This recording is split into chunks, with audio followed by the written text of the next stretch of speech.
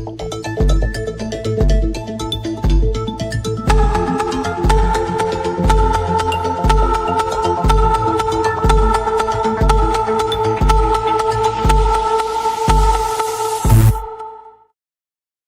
is up, App Nation? It is Steve P. Young, founder of appmasters.com, the place you go when you want action-packed content related to helping you grow your app downloads, and more importantly, those revenues. I'm back from the Revenue Cat App Growth Annual Event. Amazing event. One of my favorite events of the entire year. So if you didn't get an invite or you're thinking about going to next year's, definitely go. Some of the highest caliber app founders are there, and you get a tiny bit of the bigger companies, but a lot of bootstrap entrepreneurs, that maybe raise some money, that are doing some phenomenal work, all show up at that event. So go check it out. And today I've got a great guest. He's back. All right, he's back. The first episode we did, he showed you how to build simple apps, validate them, what onboarding you need to get them to be profitable apps. Now he's back to share how he grew his own apps. I love a guy who just doesn't talk about showing you how to build apps and actually has his own apps. That's who I respect a bit more, and that's why we have our own app portfolio. And he's going to show you how he's been able to scale his app to close to 1 million in ARR. So without further ado, let's bring in Alim.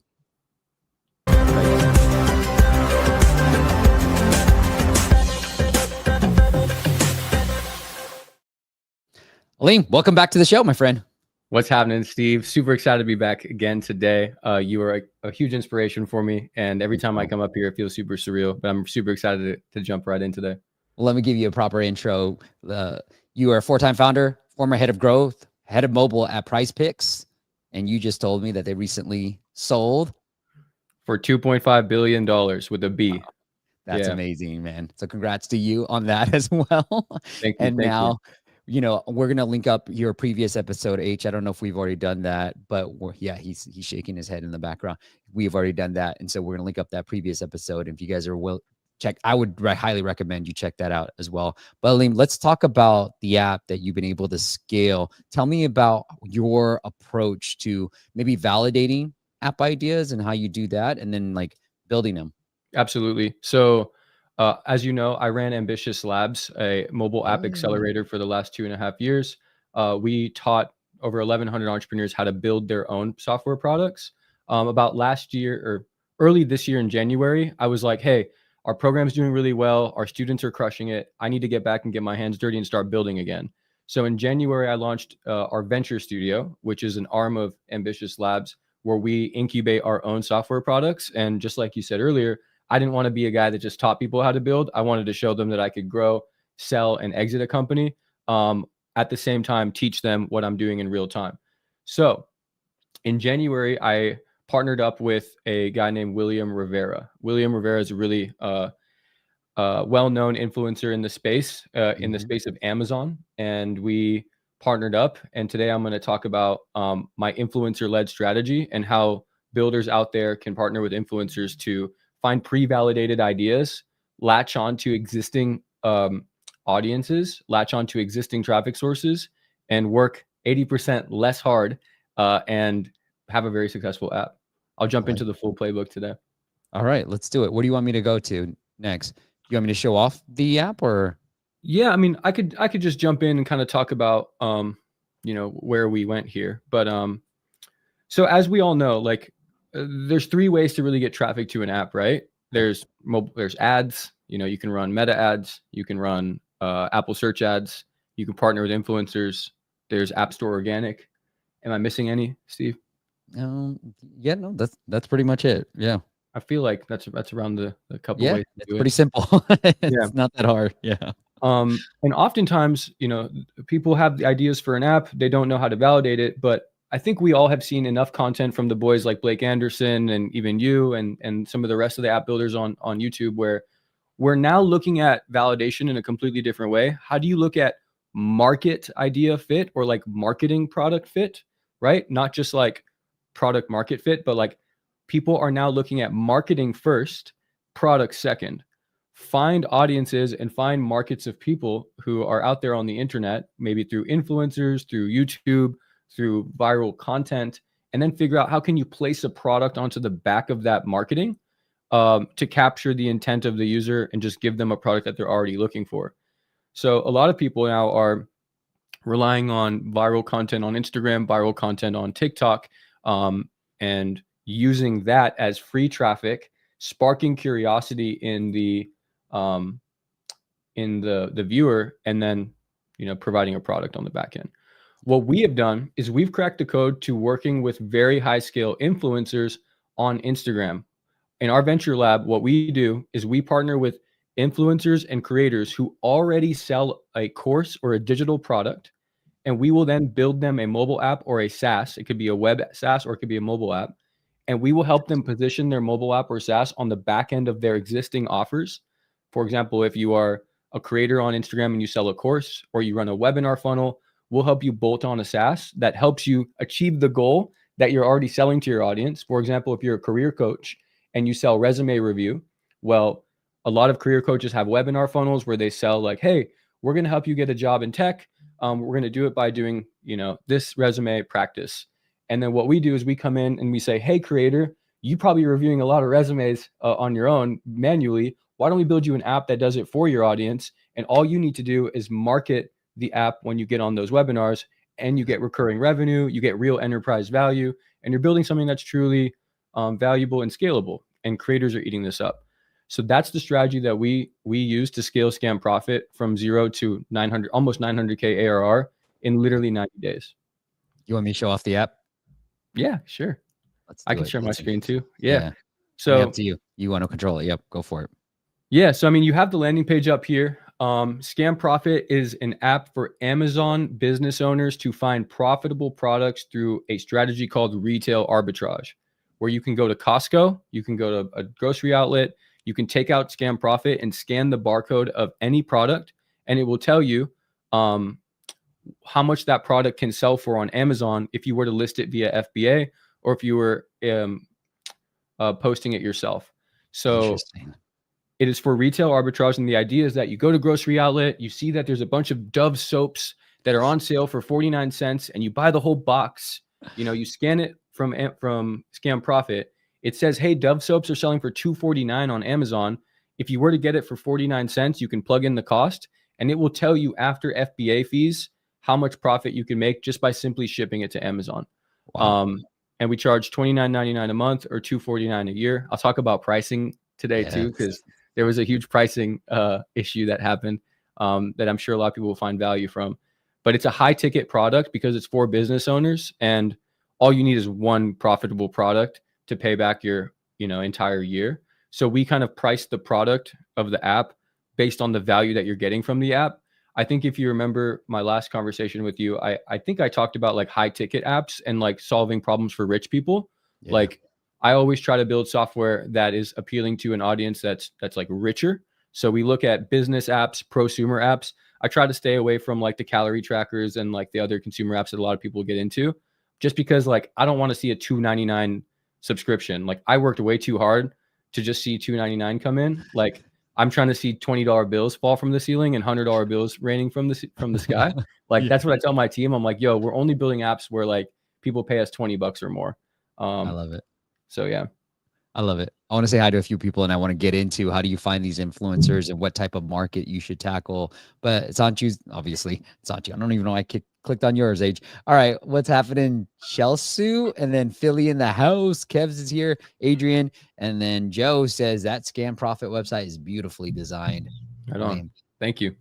All right, Alim, why Scam Profit? Like, what were you seeing? I love that whole model, and I think it's just a math. Business ultimately is just a math formula. The more customers, the more you can charge, the less customers you need to get to $1 million ARR, right? And so it's that simple of a math formula. But why Scam Profit? What were you kind of looking at when you were like, what category? How do you find that category? Yeah. You want to know the real story or the fake story? Yeah, give me the real one. No, the real one. Actually, give me the fake one. Let's see how the real one stands up. The way that the answer probably should be answered is like, how did I find out about this opportunity with Scam Profit? Yeah. Well, Look, let me just Tell tell me you one, the and I'll real. guess if it's fake or real. Okay. Give me the real one. No, Give me let the me real just tell you one. the real one because Yeah. I want people to know that this isn't just like something that only I can do or something that I'm privileged to do. It's something that anybody can do. Right. I was at the gym here in Atlanta. I go to a very nice gym, and a lot of very well known, I would even say rich people and influencers go to this gym. And I'm in the locker room, and I saw this influencer that I knew, and I was like, oh my god, I know that guy. I know who that is. Like he's in the online education space. He teaches about Amazon. So in the locker room, I think we both had our shirts off. I went to him and I go, yo, bro, I know who you are. Like I've seen your ads all over Instagram. My name's Alim. I was the former head of mobile at PrizePicks. If you ever want to build a mobile app, just hit me up. Like I would love to work with you to build an app. He said, nice, man. Like, nice to meet you. He talked to me for a couple minutes, took my number, and we went our separate ways. What I want to teach everyone there is like right place, right time, take advantage of opportunities, and like don't be afraid to like put your name out there. Because 2 weeks later, I'm eating dinner at my dinner table and then my phone starts ringing. It's him. He calls me and says, hey, bro, I'm actually building a mobile app and I hired these developers on Upwork and they're making me give them $10,000 before they hand over the code base. I need you to help me. And I was like, bro, I got you. Send me the Google Meet link. So he sends me the Google Meet link. I jump in. I start handling these developers. I go, send me the GitHub repository. I took over his code base. I didn't charge him any money. And then he goes, bro, like, can you just take it over? And I'm like, absolutely, bro. This is how much I charge. This is how much, I would want in equity, blah, blah, blah. And we inked a deal, like literally on that call, because I was able to provide him value and get him out of being held hostage from these Indian developers. Not saying anything about Indian developers. I'm Indian as well. But I know that a lot of us have had some experiences, hiring overseas. So anyways, I was able to come in. We partnered up on the project. And yeah, like he already had an audience. But the cool thing is that ever since I've brought on Scam Profit and worked with William Rivera, we're getting such inbound interest from like 5 or 6 more influencers and creators. We've actually already signed 4 new creators that most people have already heard of. We probably have 20 million followers combined across the portfolio of creators. We're launching a career product, a stock trading product, a personal finance product. And then there's one more that I'm blanking on right now. That's it, actually, those 3. And that's all a result of having one of these creators come on come on to our studio, and we blew it out of the water for them. And this creator himself has been introducing us to other creators. So that is how I actually met William and came up with the opportunity. But now, if I were starting this from scratch, I would be looking at creators who already have existing audiences on Instagram and TikTok, because these creators who have like 30K or more followers, they're looking for something to sell. They know they can make content, but they don't know how to make product a lot of the time. They're either getting hit up by people to do $200 posts for them. They're either thinking about starting an online community like a Discord or like a paid community on school. And that's kind of like not that cool anymore. Or they're just going to become TikTok shop affiliates and start drop shipping stuff. Those are the only 3 options that what I like to call mid-cap creators have access to. Everybody wants to sell software. Everybody wants to build an app. But as you guys all know, building an app is super duper hard.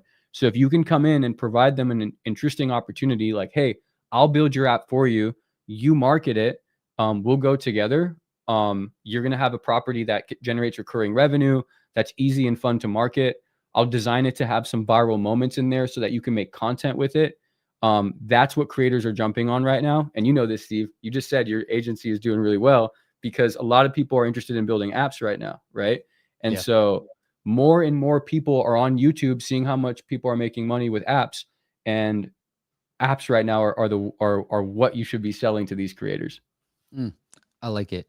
The couple of things I want to get to, the pricing. Let's start with pricing first. Yeah. You said you brought it up when I was kind of showing off the website, and then I got a follow-up question after that. Yeah, let me share my screen if you don't mind. Okay, you go for it. I love it. I want to show the real for me. situation over here. So here's our ARR chart. Can you guys see? You want me to share it? Yeah, please. Okay, here we go. I mean, if anyone knows me, they know I dive right into the numbers. And if you want to call me a troll, let me refresh this page real quick.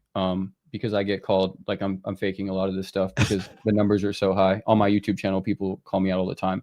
But as you can see here, we were doing 540K ARR in about August. This is just one payment processor, just so I can prove more. We were doing 300K on a different payment processor, so about 800 total. But as you can see, we've been slipping really aggressively since then. Mhm. And the reason why is that we actually initially priced our product at $49.99 a month. Very expensive. It was $49.99 a month, and we were getting very strong conversions. If you look at our new account to purchase rate on Mixpanel, our conversion rate has stayed pretty damn flat, even while changing the pricing. Like, check this out. Even after changing pricing, when did I change pricing? We changed pricing about August. In August, we changed pricing. And as you can see here, like, conversion rate has barely slipped. October is still pretty early, and a lot of conversions come in like at the end of the month as well. So like, I don't expect this to stay that low, but you can see onboarding conversion rate stayed the same. Why? Why did onboarding conversion rate stay the same if pricing went from $49 to now, what is it, $24.99 or $29.99? $30, $29.99. Yeah. So we like almost reduced the price by 40%, but onboarding conversion stayed the same. Why? Why is because the quality of the content that the influencer creates for us is so high quality that people trust him so much that they're willing to pay anything to get access to the tool. That's not the case when you're converting via ads, because ads are talking to cold audiences who don't know you. All they saw was like one ad and they're getting to your app. Therefore, the price sensitivity on what's called a cold audience is very, very volatile. Your onboarding conversion rate could tank if you doubled your price. But for William's app, it's not, because people know, like, and trust him. If you look at his ad library, he makes all these really awesome videos. He sends everybody to a live webinar funnel. This live webinar funnel is where he teaches about Amazon and offers a training. On this live webinar is where he makes the first mention of Scam Profit. So at the time that somebody sees William and stays with him on a webinar for an hour, sorry, this is not loading. They get all this content. It's like a long form sales letter where they're learning about Amazon. You know, they read all this stuff. Then they save their spot for tonight's live training. They talk to William for an hour on a live training. When William finally goes, hey, and I built this tool called Scam Profit where it helps you find profitable products using my retail arbitrage strategy. If you have a moment, just take out your phone real quick and look up Scam Profit. He does this webinar pretty much every day, or I don't know, I think once a week. And that's why we're able to convert such consistent traffic, because everybody's coming from a really high intent traffic source. But the reason why we had to tank the price was because churn was super duper high. Like, we were churning like 90% of our users. I'm not going to show the churn numbers because we are improving them, and we are going to take this app to market one day to sell. And I just don't want to put the churn numbers No, out you're sharing there, a lot of numbers. I appreciate that, man. Yeah. Don't And feel bad. so on the churn, like, we were churning a lot of users, but and we realized this. It was more psychology than it was like pricing. We found that $50 a month was like somebody's phone bill or somebody's Wi-Fi bill or somebody's TV bill. Yeah. And that's like a sizable amount of money that leaves somebody's account.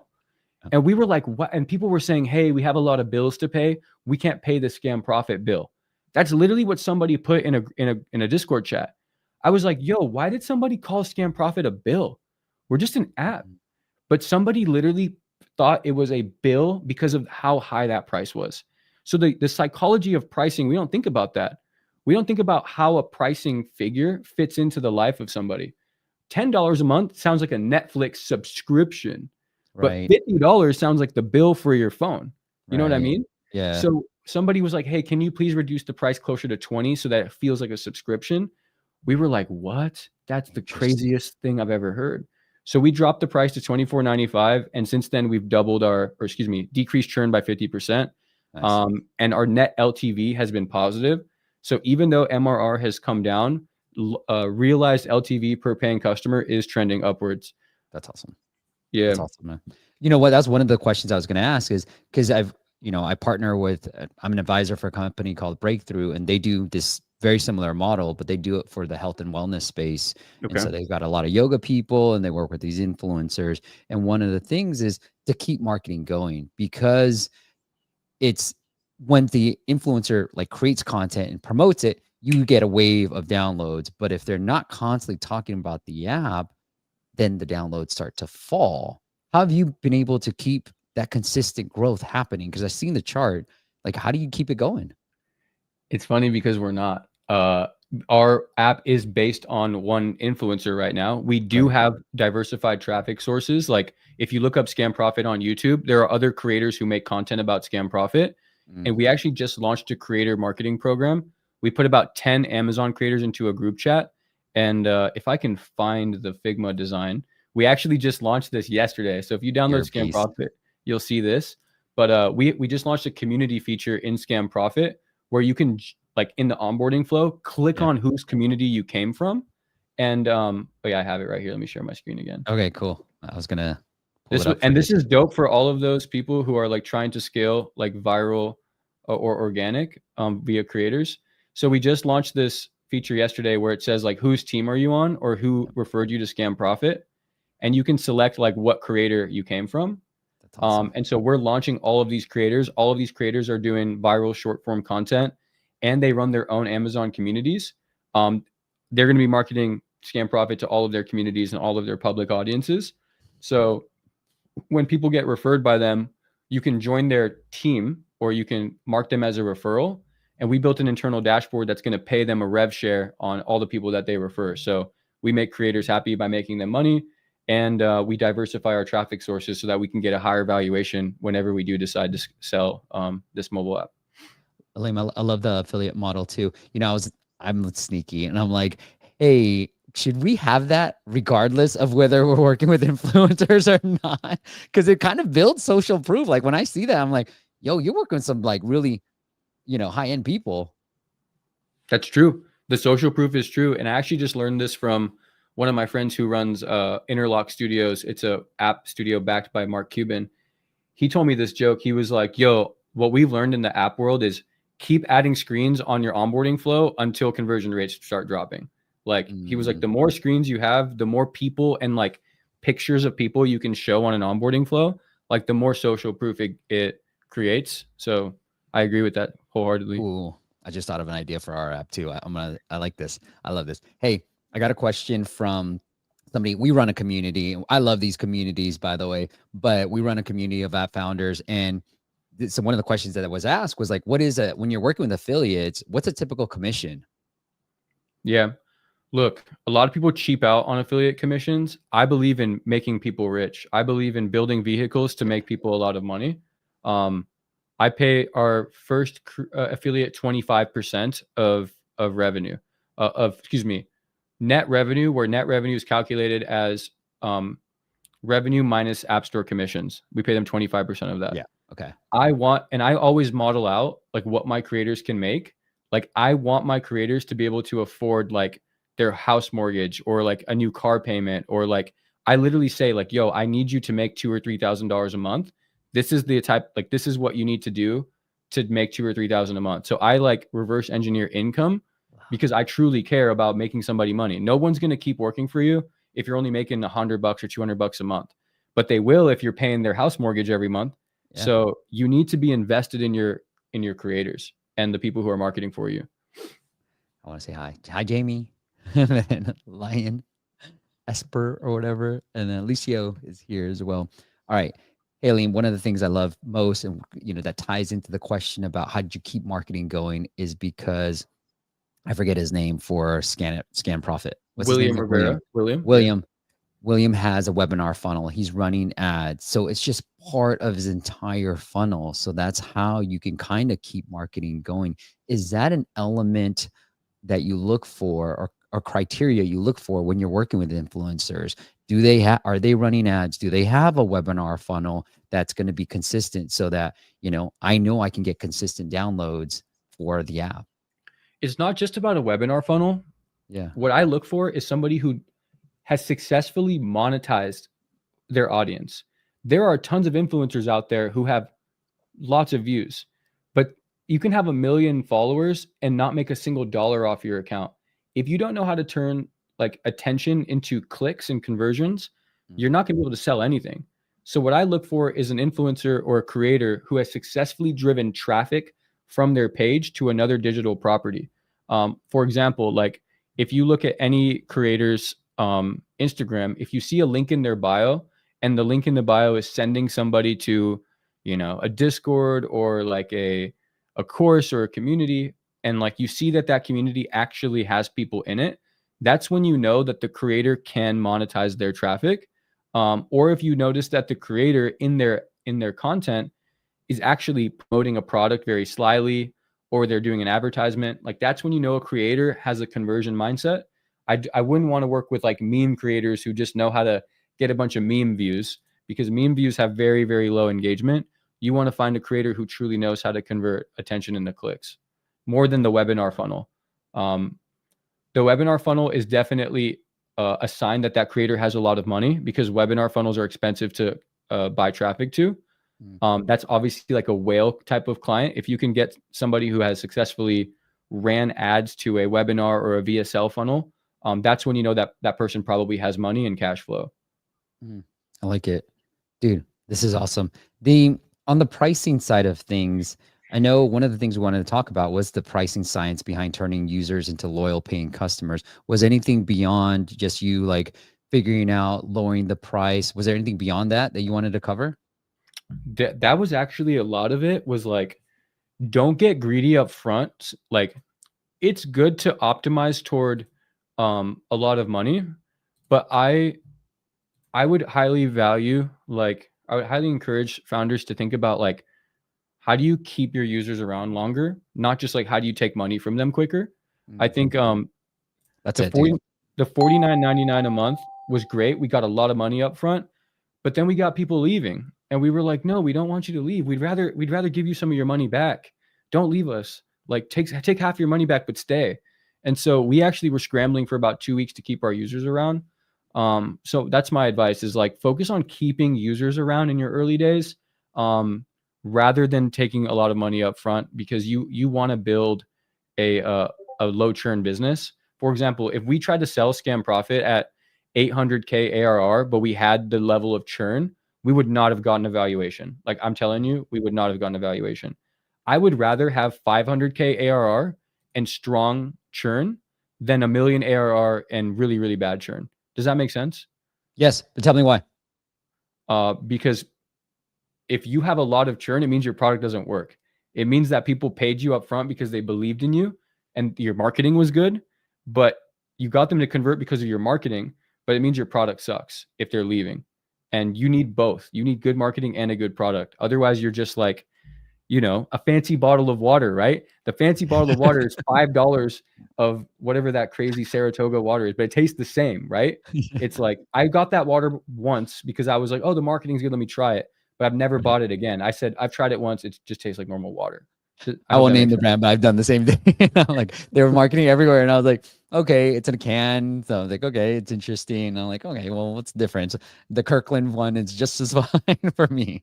Absolutely. You nailed it.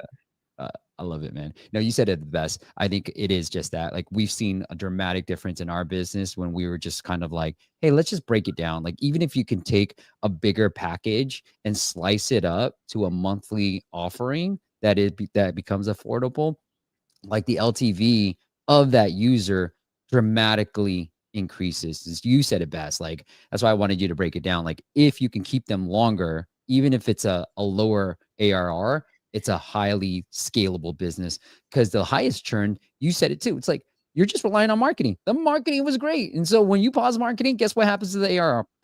It goes dramatically down. 100%. 100%. Yeah. And it's just all about, prioritizing both sides of the coin, for sure.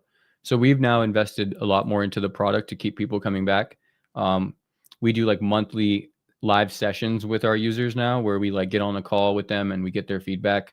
And that also has been a great That's awesome driver of retention. Like, even if you just hit up your email list, via OneSignal, and you're like, hey, we're doing a live webinar, like, that's enough to be like, oh, there's like real people behind this. Like, let me stay on and see what else they do. Adding a personality to the back end of the product has been really, really good for our retention.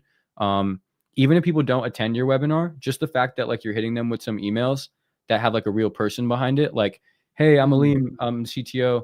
And then, I would love to do a live session with you guys. I'm going to be live in the Discord, next Wednesday at 6 p.m. The people who join that, they're like, oh my God, this is so cool. Like, we've never talked to a software company before. Like, can you build this? And then they stay because we say, yeah, we'll add that to the roadmap. Awesome. we saw churn decrease just because of us starting those live sessions. Okay. Well, speaking of churn, we had a question right now. How do you know what you should change in the app if churn is high? That's a great question. That's a great question. There's so many ways to answer that. Like, number one, you should look at how much you charged, because if you charged, maybe not enough or maybe too much, like the value that your app provides was not good, you should talk to users and figure out why they downloaded your app. Like, that's like the number one thing. Most times people who churn is for a couple reasons, like the competitor is better. Number two, the price is too high. And number three, the app didn't have the feature that they wanted. Those are the three reasons that we see. So we actually launched a cancellation flow into our app as well, which I can try to pull up. But what we did was, like, because churn was so high, we actually have it. If you don't mind, I'm going to share it. Yeah, please. And this is kind of a fake cancellation flow, like in that, like, let me tell you why. So we have a profile tab. We have my subscription. You can go to my subscription, then click cancel subscription. We then added some like data collection to figure out why people were canceling. And this allowed us to figure out, what we should prioritize. We found that a lot of people said they weren't making sales, which just means that like their Amazon business was not doing well. A lot of people said found a better tool for Amazon, and then they would tell us what tool that they found. We actually know that there are competitors in the market. And so people would say competitor is cheaper, competitor is better, too expensive for me. The app isn't working as expected. And then we found that like when people said the app wasn't working as expected, it was because they were using like a version of an Android that like our scanning SDK, like our barcode scanner SDK wasn't compatible with. So we actually had to upgrade the barcode scanner SDK to integrate with like native device autofocus to make the barcode scanning a lot more accurate. That was something that actually helped the app actually work better. But all this to say, like we did this cancellation flow, and then we threw in a one-time offer. Like, hey, before you actually cancel, let us see if we can, retain you by offering you 50% off. So then we give a user a 50% off offer. We get like 10% or 15% of cancellations to take this offer, which ain't bad. And then they go follow the steps below to finish the cancellation. They click manage subscription, and then we deep link them into the subscription settings where they can just cancel. Yeah. But this has helped a lot for sure. Identify why someone should cancel and prevent 10% of people from canceling from the one-time offer. Yeah. I saw another app do exactly that, and I'm glad you showed off yours because I didn't want to show it off theirs because I'm sworn to secrecy from. Hey, some things when you crack a code, sometimes you got to keep it to yourself because there's a lot of whales out there who have money and have traffic, and you got to be nervous in this space. I'm just not nervous because we have moats. Like, you can't go copy William Rivera from me. You can copy my app, go for it. But you're not going to copy my creators. You're not going to copy my distribution moat. Try to do it. They're not going to, because you can't take care of them like I do. All my people make a lot of money because I always look at how to take care of my marketers and our creators and keep them highly incentivized. Alim, you said it the best way, and you kind of just, I want to make sure the audience heard it. You can't copy my distribution moat. And I think too many people get caught up in like the feature, like what's my moat? No, the feature. I'm like, yo, your distribution is your moat. Like that's how I feel. Like that is the clear channel, because it's so easy. Before we hit record, I was like, Alim, I thought like apps are getting so crowded, but like because of AI, it's becoming so easy. And because of AI, there's all these keyword opportunities and app opportunities to go after. And so I'm like, wow, we like do it long enough. And, now it becomes being in the app business is a great venue now. And so, but I love what you said. The distribution is the moat.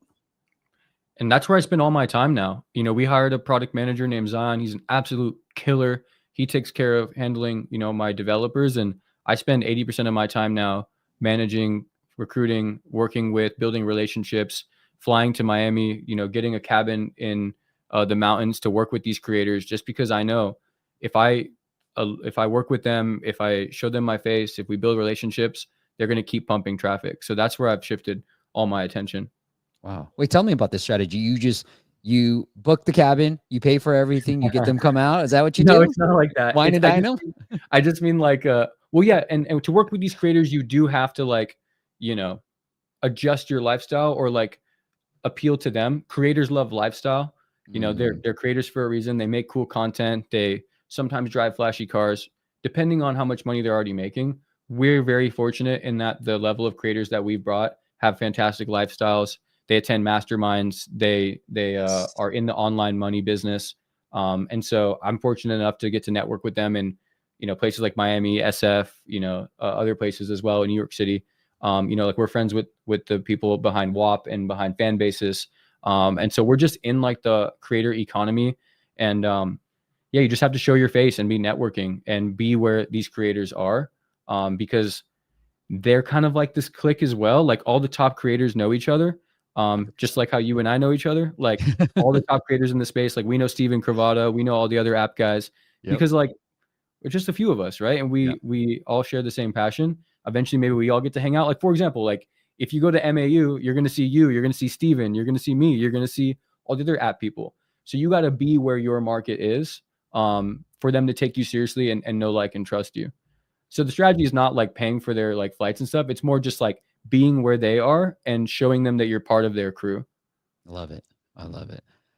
Hey, Jason. Hey, what's up, brother? Help keep up the amazing work. Lim is very informative. Love this guy. Awesome. Thanks, Jason. And then Artuera, thank you for the jacket. I was gonna come in with a jacket too. That thing's fresh, bro. And you got the Thanks, fall man. drip. You got the fall drip already going in time. I appreciate Or winter that. drip, I should say. I love me a fall. I'm like, okay, I can layer now. All right. Keddy TCOM, I think, how to collect data for cancellation. Are you using Firebase? Yeah, absolutely. Just toss all that in a Firebase collection and then just export it once a week or once every 2 weeks and run it, just upload it to ChatGPT. Say, hey, rank all the reasons people are canceling, and it will tell you. Alim, you know what I love about you too is just the fact that you keep everything so effing simple. And that's the main takeaway I took from our first interview was like, yo, you don't need a complex app. You don't need all these features. Just one simple feature. As long as you have distribution, that's enough. And it's like, nope, Firebase. Nope, Mixpanel. You know, like it is pretty simple, your tech stack. Don't overthink the tech. Too many people overthink the tech. Yeah, for sure. What is your tech stack, by the way? It's always Flutter, Firebase, Mixpanel. We are now moving to Adapty. We're really excited about Adapty. I know that you also are an advocate for Adapty, but we're moving away from Revenue Cap. My other app, Closer Coach, we just migrating to Adapty because they have better analytics. They have better integrations with OneSignal. They have integration with Meta Ads, integration with pretty much everything. I love their refund saver overall, and I love their paywall builder as well. I think Revenue Catch is a bit clunky. I think Revenue Catch is just like second mover on all the stuff that Adapty's been doing. So we're now moving everyone to Adapty, and I'm also encouraging my community to look at Adapty as well. But for Closer Coach, we actually just yesterday said that we need to migrate some of our backend to SQL. So we are going to start saving information into a SQL database, particularly information that we need like data science capabilities for. For example, like we want to be able to crunch numbers from like a collection of data that we're generating, and all this data that we're generating is like numbers and performance data. So you can't really do data science with Firebase. So if you want to build a software product that has structured data that you can run queries on, that you can compute on and run data science on, I would recommend a SQL-based database like a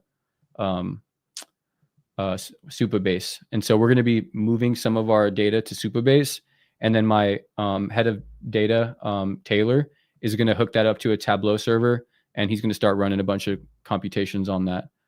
So that's the only reason I would say Supabase, but most consumer apps can totally be built with Firebase.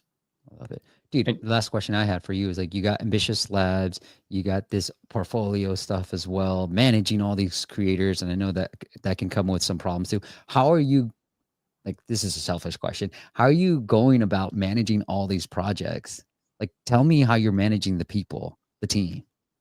We bring people, like, I actually learned this the hard way. I know it says right here, solo founder, and everybody like thinks like solo founder is the right way to go. Like, do everything yourself. I did that for a year. I got really burnt out. And what I've learned is like hire great people who want to be business owners and make them business owners. Pay them nicely, turn them into owners, and delegate.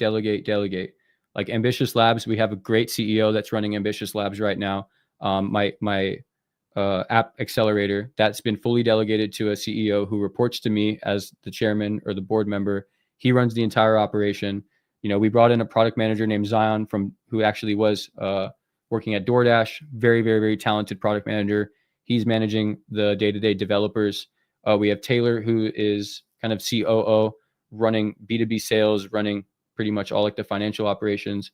And then myself, more face of the brand, partnerships, brand building, distribution.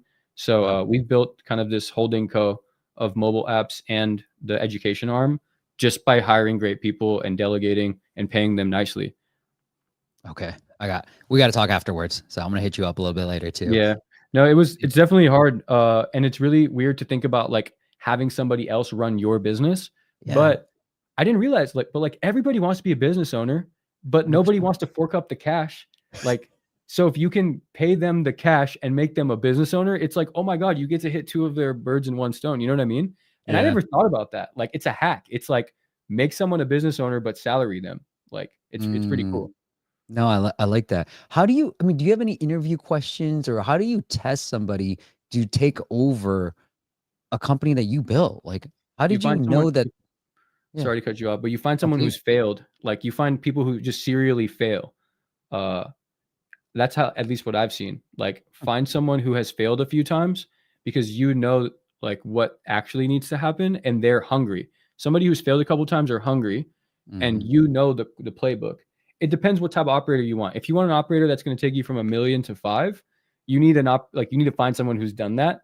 But if you want someone just to hold your business where it is and just make sure it doesn't die, just find someone who's failed, who's hungry enough, and give them your playbook and say, hey, don't mess this up. Just run this playbook 1, 2, 3, and it's very hard to mess up. And if you do, then there's something else wrong. I like it, bro. Very educational. One thing I love that I'm going to give William a shout out as well. I want to put this, and I believe in this too. It's like, do the work, give up the deadline. I put my mom on a jet, trust the what, fuck the when, never forget the why. And it is the when that gets most of us in trouble, because we always expect it to come a lot faster than it actually does. But you got to trust the what, never forget the why, because the when is going to screw you up most of the time. Yeah, Will is a big family guy. And I also learned I'm not trying to take credit. William is the guy who showed me the power of paying people nicely, the power of empowering people, the power of making your people rich. Like, what's that jet to him and his mom if the guys who work with him, work for him, can't ride in it with him, right? Like, 100%. He's the one who said, yo, bro, like, find the best people possible and expect the best level of work, but you have to be willing to pay them the best level of pay. So I love that about William, and I learned that mindset from William. So shout out William. Hey, man, this has been very educational. This is why I love creating this content. It's because I'm learning alongside everybody, and I'm getting inspired by everybody along the way. All right, Alim, let's get into anything else you want to cover before we get into the audit side of things? No, I think that's good. I mean, I think we covered a lot. We covered a lot, and I mostly just wanted to come on and talk about the influencer-led strat. It does seem like a high barrier of entry, but what I will say, I'd rather see you spend 2 months knocking on influencers' doors for 2 months to land one influencer than you spending 2 months trying to figure out how to run ads or trying to figure out how to do organic. Like, all it takes is one reply, one Zoom call, one good influencer, and you have the traffic you need. So the risk to reward is much higher, I think, when you're doing outreach to influencers. I love it. Or you can be like Ethan, past guest of mine, and I saw him at the Revenue Cat event as well, and he was the influencer. He created the content. I felt like he created a whole new category. So you can find the influencer or become the influencer. But like Alim said from the very jump, it's super simple. Getting distribution comes down to like 4 key channels, and that is it. You can do it paid, you can do it organic, you can do it through influencers and partnerships, and that really, I don't know if there's anything else beyond just those two. Those, under 5, let's just say, for sure. Absolutely. All right, bro. Well, let's get in to the app audit side, and we like to start off every app audit with some dad jokes.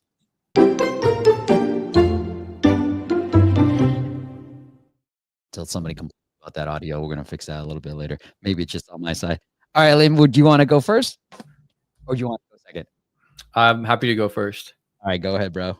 Why do Android phones love coffee? Why do Android phones love coffee? Tell me why. Because they need to stay Java enabled. All right, I love it.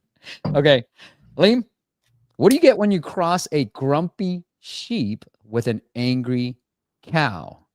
A grumpy sheep and an angry cow. You're gonna want to watch the audio. I mean, the video for this punchline. All right. A chicken. Chicken? No, it's a bad mood. Boom. That's gonna go well with the kids. All right. All you got to do is put S if you thought my joke was better, and put A if you thought Alim's joke was better. And we're gonna pick one lucky vote giver for an Indie App Santa promo on us. All right, Alim, let's get into this app, and he wants primarily your feedback on monetization. Sweet. Which, by the way, I'm going to try an Indie App Santa promo for my other app here pretty soon. So I'll keep you posted on how that works. I'm probably going to make a YouTube video about it in case anyone wants to do that. But journal, reflectory. Well, right away, the title is not keyword optimized unless people are searching for reflectory and journal. Like, I think that's too big of a keyword. I would recommend optimizing those keywords, like journal, like safe space journal, or something that's a bit more niche. Like, definitely look in the App Store search console to figure out what people are searching for. Reflect on your day effortlessly, quick and easy voice or text reflections, daily check-ins to boost mindfulness, small habit, big impact on your mental health. I think that first slide is a waste of space. Like, I would rather see a picture of an app, like a small picture of an app, and then a big headline. Your headline needs to sell an outcome. I think you're selling a bit too much of the features, like quick and easy voice or text reflections. Like, that's not what people want. People want, boost mindfulness, increase mental health. Like, there's some sort of outcome that you need to sell. So I would recommend like making that first screenshot, like a picture of a phone and then a big headline that sells the big outcome. And then you would have supporting outcomes on slide 2, 3, and 4. So like your safe space to reflect every day. I think that one's pretty decent. A journal that writes itself with AI. Interesting. I'd rather you figure out like what behavioral like problem your user is having. Like, do they not like typing, or do they not give enough detail? Right. And if that's the thing, it could be like, document your day with little effort. You know what I mean? Like, you want to show like the benefit of like how they're doing it currently versus like how your app can help them. Turn your thoughts into a personal journal, private, secure, and built. I also think this is missing a niche. Like, you're just trying to build a journal app when I think you should be a journal app for a specific type of journaling. That's what's going to get you the organic and like the blue ocean that you need to be successful in something like this. Steve, what do you think? No, I love it. You said it all. I mean, journal is just way too competitive. You're never going to beat day one. They've been just on it for forever. And then you got the Apple Journal app. So the way I always think is bottoms up, right? How do I, especially if you're relying on organic, how do I take a more of a long tail niche keyword, like you said, journaling for who, and then slowly start climbing the ranks. Whereas most people, especially if they're trying to rely on organic, they start at the very top, and then you're like, bro, that's where everybody is at. Like, that's where the newbie ASO people are at. They're just trying to target the obvious keywords. You're going to have to find the more like niche keywords, and until Apple fixes their freaking API, the one tool that I'm using right now is App Figures, and then kind of putting in the main keyword and then going to related keywords. And that's where you can kind of try to find these, like, maybe it's a bullet journal, these other niche keywords that you can target. App Follow used to be it until the Apple API kind of broke down on us. And so it's harder to find these niche keywords right now, but we're using a combination of App Follow, App Figures, and App Tweak to do keyword research right now.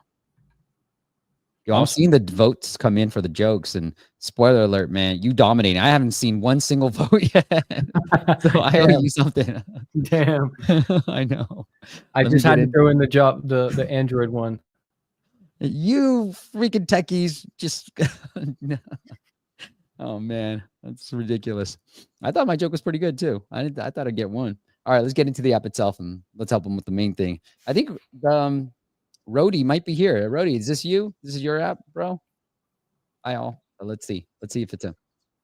Okay. All right. I'm gonna go through the onboarding. You tell me. Just jump in anytime. So your wellness journey, your mental wellness journey, very AI driven. Get tailored insight, gentle prompt, private Like, I security. think you just need to, you need to spend time really niching down. Like those first couple of pages, like really need to speak to a niche. Mhm. This onboarding looks pretty decent. What's your primary goal? Nice. Okay. Knowing yourself is a bit, yeah, nice. Trusted by thousands of users. What do you think about having thousands of users if you can't say millions of users?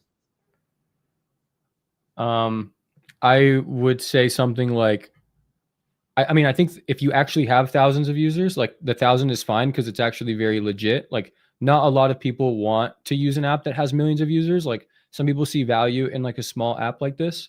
However, I wouldn't even say 1,000+ users. I would say trusted by, and for example, at Closer Coach, my other AI sales training app, or even Scam Profit, I would say trusted by 1,000+ Amazon business owners, or trusted by Amazon business owners worldwide, because that appeals to a specific niche.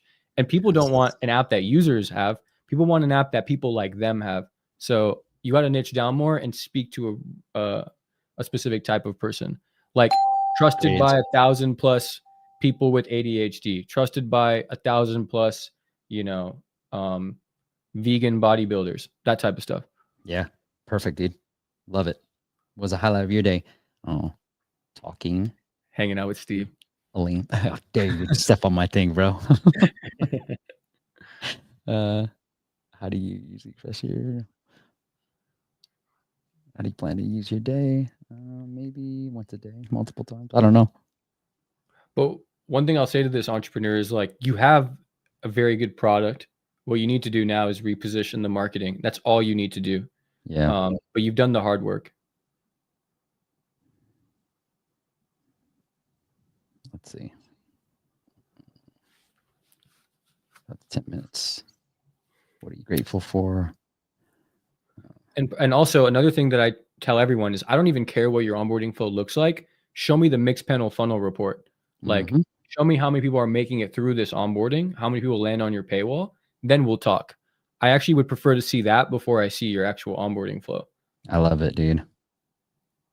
Yeah, so, I'd say the same thing. I was like, before I start, let me see your data, because I have lots of opinions, but I want to be data driven too. I love it. Absolutely. Like, I had a guy yesterday in my growth community. He showed me his Mixpanel report. He's like, hey, I'm not getting a lot of purchases. I look at his funnel report. Yeah. This man is converting 22% of signups to purchases.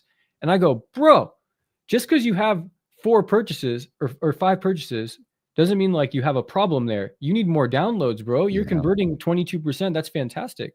Yeah. So always look at the data. Yeah. And this is super cool. Like, this entrepreneur has done a really good job with the dopamine, like adding some visual effects through the experience to keep users engaged. That's a really good thing that you've done. And then your paywall here.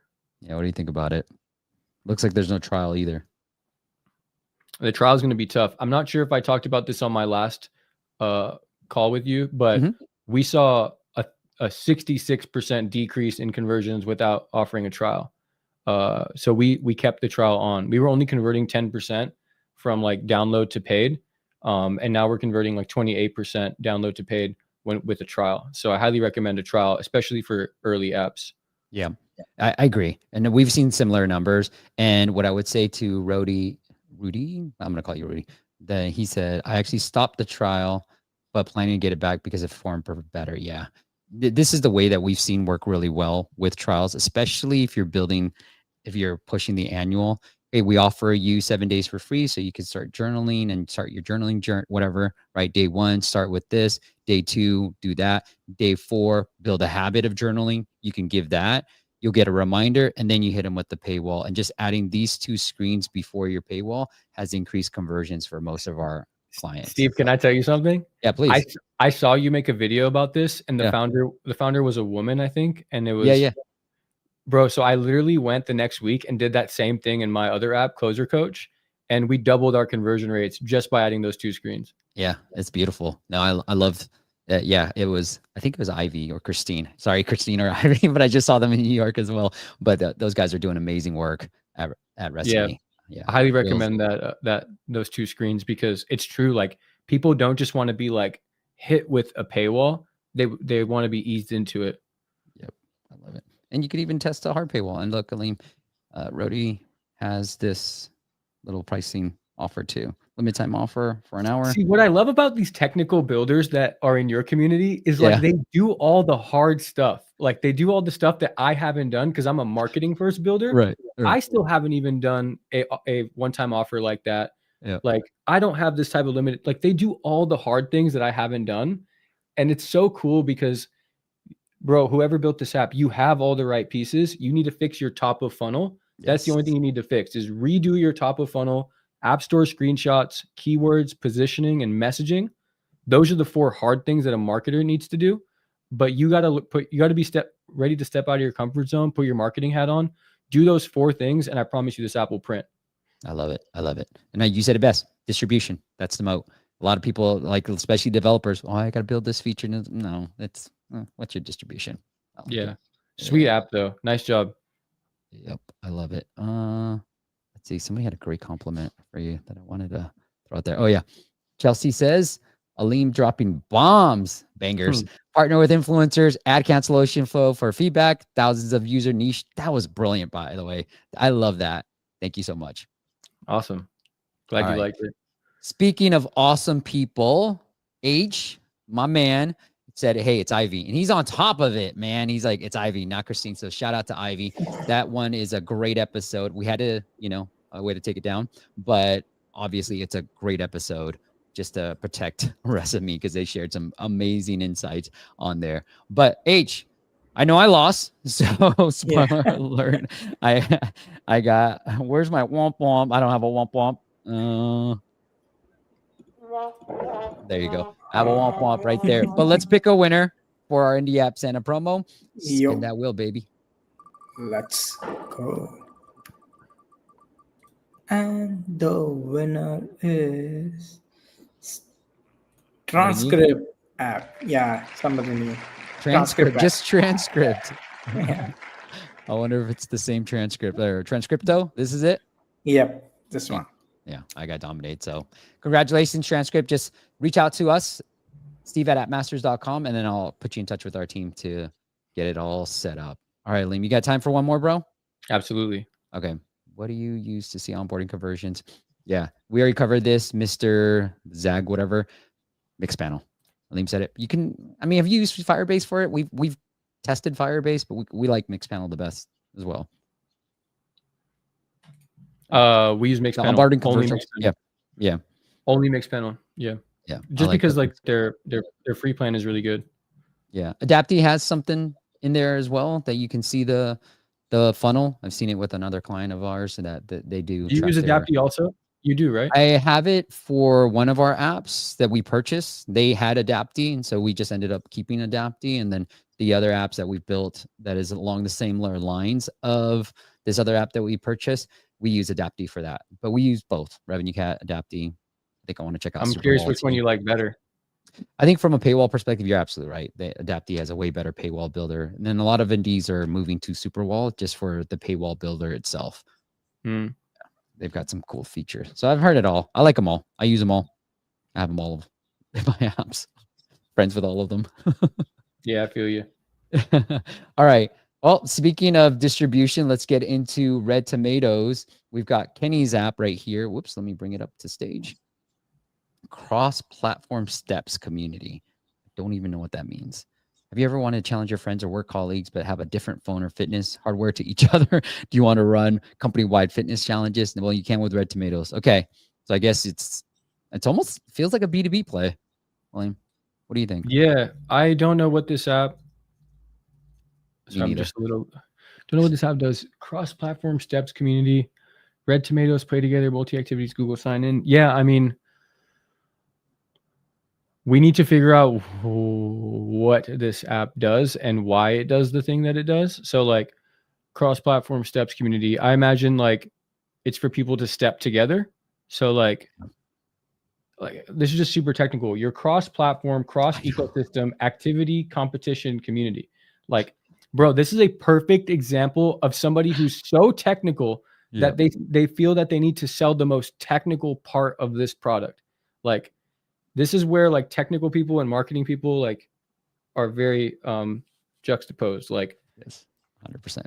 that's not what we're selling. People don't care about the features. Like, people care about what it does for them. So like red tomatoes, step with your friends, get healthier, reduce mental health, reduce likelihood of cancer, reduce, likelihood of disease, reduce fat, that's like what people want to buy.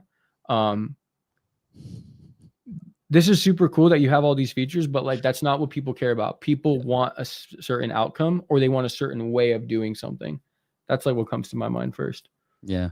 I mean, if it feels like it's more of a B2B play, just because I read, do you want to run company-wide fitness challenges? Now you can. So like, talk about that, right? Like the platform for, if you're talking to business owners, like challenge, start your own company-wide fitness challenge.